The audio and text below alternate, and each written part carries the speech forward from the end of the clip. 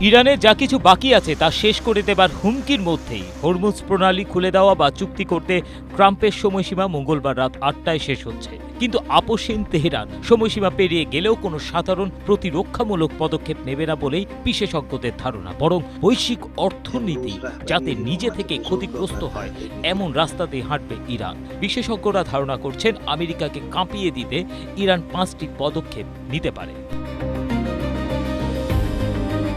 ইতিমধ্যেই রয়টার্সের খবরে এসেছে, আসন্ন বসন্তকালীন বৈঠকে আন্তর্জাতিক মুদ্রা তহবিল ও বিশ্বব্যাংক বৈশ্বিক প্রবৃদ্ধির পূর্বাভাস কমানো এবং মূল্যস্ফীতির বৃদ্ধির আগাম সতর্কতা জানাতে পারে। ফলে অর্থনীতিকে আঘাত করাই হতে পারে ইরানের তরফ থেকে নেয়া মোক্ষম চাপ। আমেরিকা হরমুজ অবরোধ করলে ইরান তার ভৌগোলিক অবস্থান ব্যবহার করে হরমুজ প্রণালী পুরোপুরি বন্ধ করে দেয়া ছাড়াও পারস্য উপসাগর ও লোহিত সাগরের তলদেশে থাকা ফাইবার অপটিক্যাল কেবল কেটে দিতে পারে। ফলে তেলের দাম আকাশ ছোঁয়ার পাশাপাশি কেবল কাটা হলে এশিয়া ও ইউরোপের মধ্যে ইন্টারনেট, ব্যাংকিং ও তথ্য আদান প্রদান ভেঙে এক মহাবিপর্যয় তৈরি হবে। সংযুক্ত আরব আমিরাত, সৌদি আরব ও কাতারের পানি পরিশোধন কেন্দ্রগুলোতে ইরান আঘাত হেনে সুপেয় পানির সংকট এই সমস্ত দেশে তৈরি করতে পারে।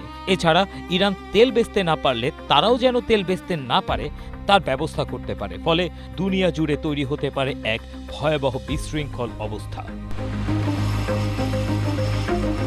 ইরানের হান্দালার মতো সাইবার গ্রুপ মার্কিন বিদ্যুৎ গ্রিড, পানি সরবরাহ ও স্বাস্থ্য ব্যবস্থায় হামলা করতে পারে। জাহাজের জিপিএস সংকেত পাল্টে দিয়ে সংঘর্ষ ঘটাতে পারে তারা। সাথে ইরান তার আঞ্চলিক মিত্রদেরও মাঠে নামাতে পারে। ইরাক ও সিরিয়া থেকে মার্কিন ঘাঁটিতে রকেট ও ড্রোন হামলা, ইয়েমেনের হুথিদের মাধ্যমে লোহিত সাগর বন্ধ এবং লেবাননের হিজবুল্লাহর মাধ্যমে ইসরায়েলের উত্তরে হামলা একসাথে হতে পারে।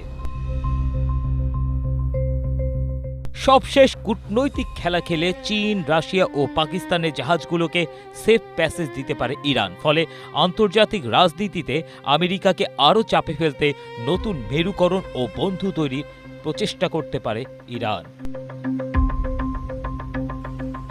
ABM Asaduzzaman, Asia post.